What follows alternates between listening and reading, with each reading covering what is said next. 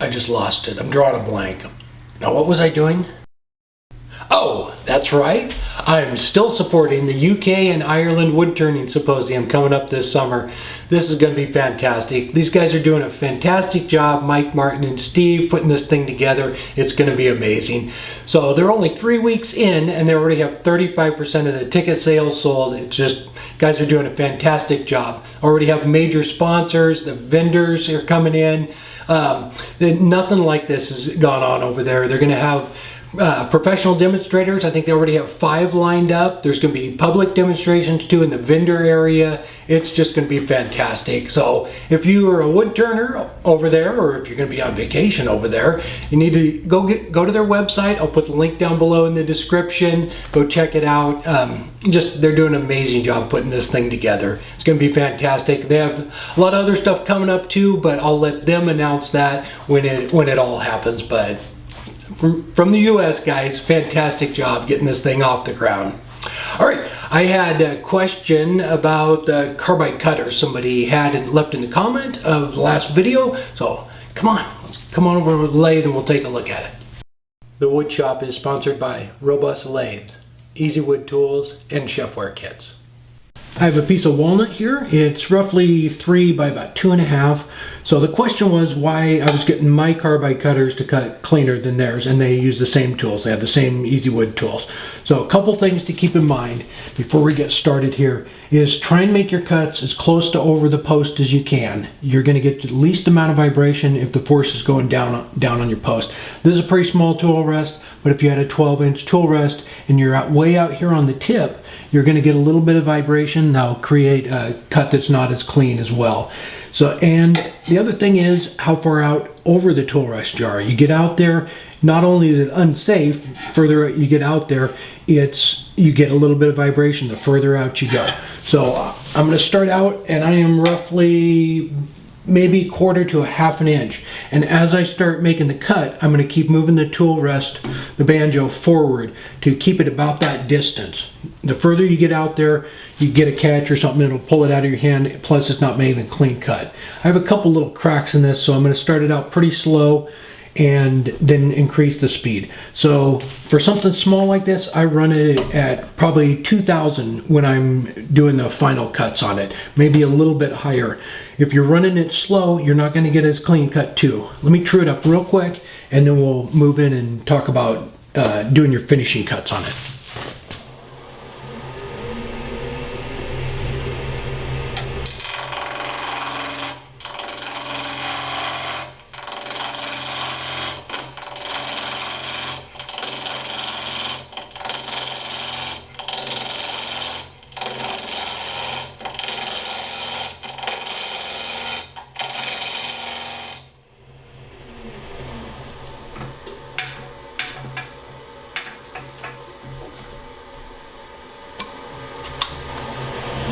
Now that it's a little bit truer, I'm going to increase the speed, about 1,000 right there.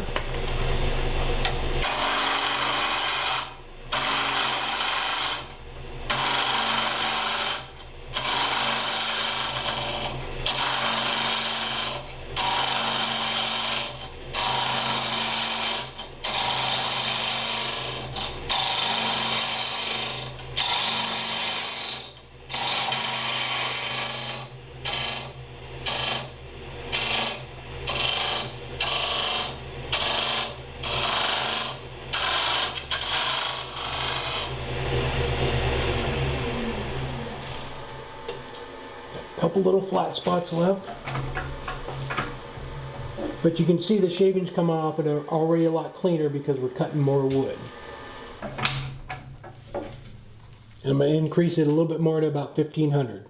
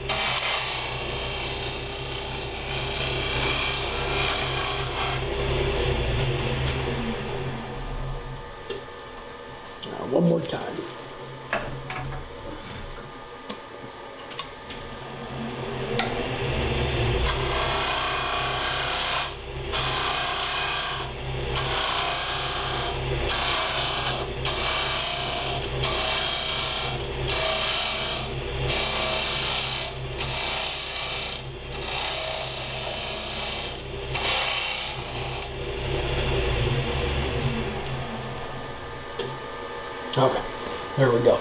So you can see it's already a pretty decent cut. Got a couple little tool marks from moving it back and forth, but it's pretty clean.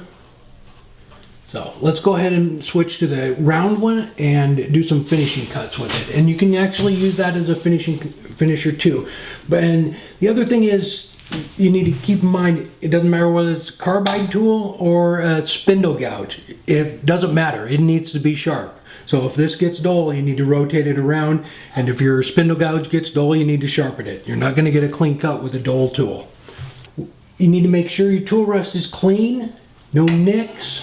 I wax mine with candle. Let me do that real quick. Just run a candle over it real quick. And it's just a regular candle from the house. So, got a nice smooth surface to write on, no nicks. Make a, same thing, keep your tool rest up there. Let's make a couple of cuts. I'll just kind of do a shaping cut and then we'll stop for a second. And I'm going to increase the speed to 2000.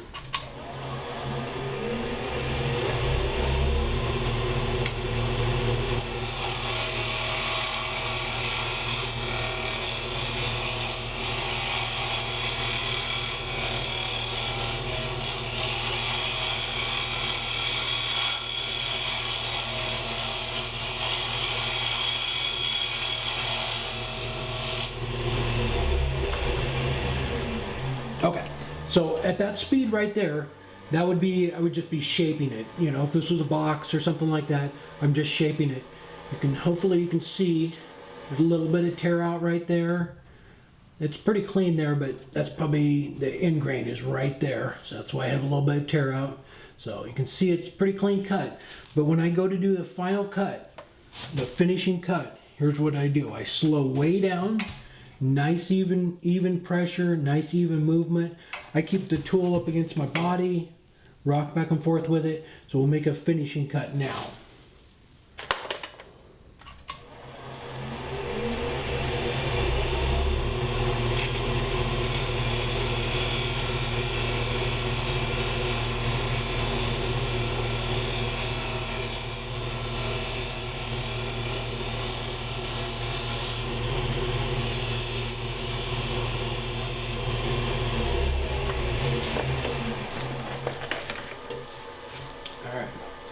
So you can see where where it was?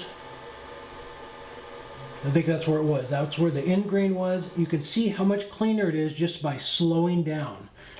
So you can see, let me actually move the camera right in here. Hang on one sec. That's where that end grain was torn before, but you can see how clean it is and how smooth that is. I'll do one more finishing cut up close like this. Nice even pressure. And nice and slow.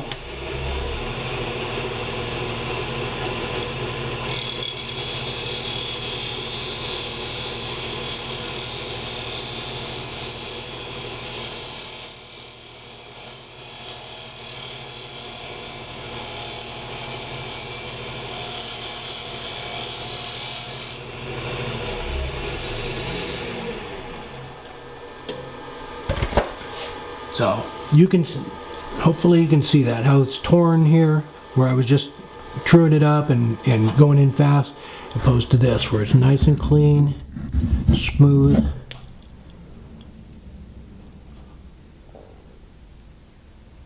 All right, so hopefully that answers the question. Make sure that you turn in this when it gets dull, and when you do your finishing cut, nice slow even pass. And if you have any nicks in your tool rest and you're coming across there, it'll stop and catch and everything else. So make sure that's clean. That's a big part of it. And it doesn't matter whether you're using the carbide ones or, you know, so-called traditional turning tools. Your final cut needs to be nice, slow, even pass. You can't come up here with a spindle gouge and just jab at it and expect to get a good finish on it. Same thing. Bring it up there, roll it over, nice, even pass. But there we go. I hope that answered any questions just on the tool and how to get it to cut clean. So remember, try and stay right above the post and a nice even pass on your final cut. All right, I got some stickers in the mail from Steve. Finch. Thank you very much, Steve. I'll put a link down below to Steve's channel. He's a great guy, fun videos too. So I'll put a link down below to his channel. And I got one from Douglas at Retro Weld. Thank you very much. And I'll put a link down below to his channel. And I got one more from Tom at T Toys. He does a lot of toys. He's the guy that did the flying saucer. So I'll get those put up on the wall behind me, guys. Thanks a lot. And I have them coming back your way. I taught the class at Woodcraft on Saturday. I had a lot of fun. It was the first time I've actually taught a class like that, but had a great time. We did box turning. We have another one coming up mid-December. I'll post the date probably next follow-up. So if you're in the area and you want to do some box turning, we're going to do one more box turning, and then we're going to start rotating through and doing some different things. For Valentine's Day, we're going to do flowers. So we're just going to try and mix it up and do one a month. So I had a lot of fun down there. And I will put the phone number to the Woodcraft if you want to sign up. I'll put that down below in the description as well, and you can sign up for the class. Call them and sign up for the classes if you're in the area and want to learn how to do box turning. All right, I have a bunch of pictures to share, so I got a ton in this week. So Dale, he sent me this one. Fantastic job. I love it. Great design, just fantastic job. Fantastic picture too. Nice job. And Dave sent me this bowl. It's maple and walnut. Very nice segmented bowl. And David sent this box in. Very nice. And Robert, he did a bell. Nice job. Looks great. And Frank, I'm not sure whether it's it looks a little too big to be a box, so I think it's a vase or an urn or something, but fantastic job. It looks beautiful. And William sent in a picture of a bunch of ornaments. Great job. I hope you're entering the challenge. William, you got till November 30th to put in your entry. And Alan sent me a picture of some of the work he's been doing. I think I shared the bowl he did last week or the week before with the little dots on the side of it. So some more of his work. Great job. And Tom, I've shared some of his work before too. And he saw the vase I did with the natural edge piece. So he did some little bud vases. Did a couple of them, matching set. Very nice. And I'm back on schedule for the live shows on Wednesday. So I generally do those around noon Pacific Standard Time. If they're just kind of project updates, see how the project's going, maybe do a little bit of turning. But if you're free or if you have any questions, just pop in and I'm more than happy to answer them. I'm going to do the Patreon giveaway at 2 o'clock. So I'll do that a little bit later and give away the Grinch Christmas ornament. I don't know if the bowl's going to sell or not that I put up on eBay, but I'll put that up on my Etsy page if it doesn't. And I was going to put up the Mapleboro box, but Blair from the UK wanted it more, so he went ahead and bought that, and so it's on its way to the UK. So thank you very much, Blair. I really appreciate it. All right. If this is your first time here, I have a new project video every Friday. I hope to see you there. If you haven't done so yet, please subscribe. All right. Take care.